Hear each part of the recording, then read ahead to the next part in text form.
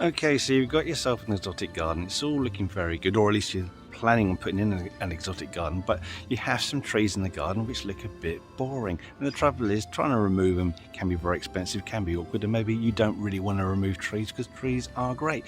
So what can you do to try and make your boring trees look more exotic and fit in with your tropical effect garden?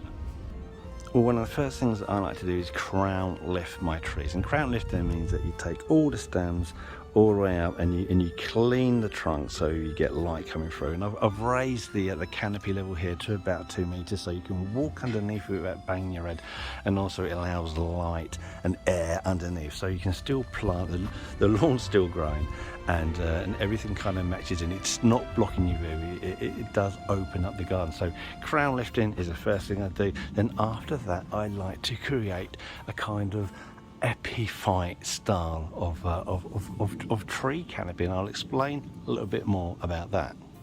Now, if you've seen David Attenborough walking around the rainforests of South America, you'll see that it's such a vibrant and diverse place, and everything grows everywhere on everything, and that includes the trees. You look at a tree in South America and you'll find there's bromeliads growing on it, there are orchids growing on it, and there's plants growing on plants, on a single branch. So it's fantastic to look at, and it really creates a wonderful kind of experience. But if you want to improve how your trees look to give them a more of an exotic look, then you can do something similar.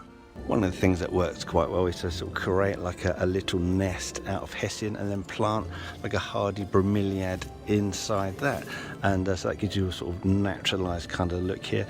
And then next to it we've put a dichondra argentea. This one's called silver falls, and that kind of gives you that Spanish moss kind of feeling. But the trouble is, in the UK Spanish moss won't grow, but this will, and this looks great. Now the flower colour palette in South America is predominantly red, and that's because the red colour is what attracts the pollinating insects and the pollinating birds, such as the sunbirds and the hummingbirds. So by adding red into the trees, again we've made a little niche in here for this red trailing petunia, you can kind of get that feel for the tropics. Red's always a great colour. And then we've got another hanging basket coming from the tree here, so we've got plants growing on plants in that tree, and at least in my opinion that can give a really good exotic look which matches in with your exotic garden. So look at that, that is absolutely massive. That's probably about 6-7 feet now. So where we can, we kind of hide the basket into the canopy, so hopefully all you see is just the plants coming down. And this is great. This is just a simple spider plant here, Chlorophytum variegatum, and again we've got plants coming off of plants, to give that kind of lovely effect. Hopefully I get a bit bigger, we won't see the basket, or I will just have to raise that further up in the tree. And again, you can always use genuine epiphytes. This is a succulent of some description. I've got the name somewhere, but I can never remember the name of it. And in time, this would just be a mass of vertical leaves coming down. It will grow. You'll get a drop about 3 foot on this.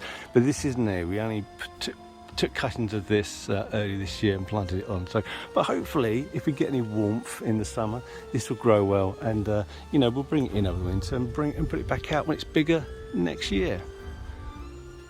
So there you have it. There's a few ideas of how you can improve the exotic look of your boring trees, because trees in this country really are not as attractive or fancy as you get in the South Americas, but with a little bit of thought, a little bit of care and a few ideas, you can really uplift.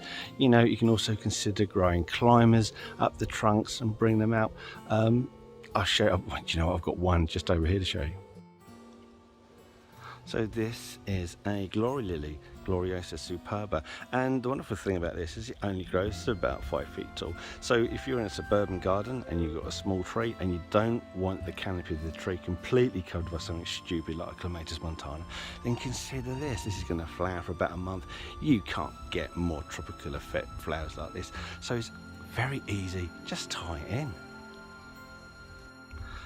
So if you've got any great comments or ideas which you want to share so that people can get more ideas about how to improve boring trees in their garden, then leave those in the comments. We would love to hear from you.